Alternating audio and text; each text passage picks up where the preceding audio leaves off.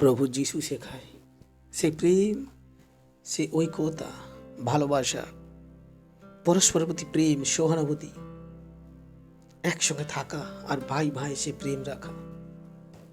কারণ বচন বলে, তোমরা যদি আপনাদের মধ্যে পরস্পর প্রেম রাখো তবে তাহাতেই সকলে জানিবে যে তোমরা আমার শিষ্য।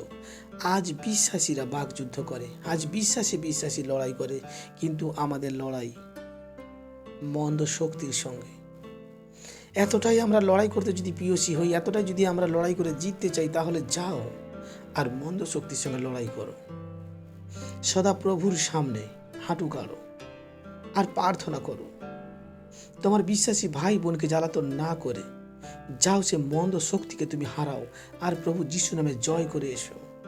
তোমার জীবনে সে টেস্ট মানিকে তুমি নিয়ে এসো। প্রভুর সেই অলৌকিক দর্শন, প্রভুর সেই অলৌকিক কথা যা প্রত্যেকটা বিশ্বাসীর সঙ্গে বলো। আমাদের লড়াই বিশ্বাসীর সঙ্গে নয়, পরস্পরের সঙ্গে প্রেম, যা আমাদের পিতা শেখায়। আর আমাদের পিতা এক, তাই জন্য আমরা বাকযুদ্ধ না করি। যদি করতেই হয় তাহলে আমরা সেই মন্দ শক্তির সঙ্গে, মন্দ আত্মার সঙ্গে সে লড়াই করব। আর আমার প্রভু যিশু আমাদেরকে জেতাবেন।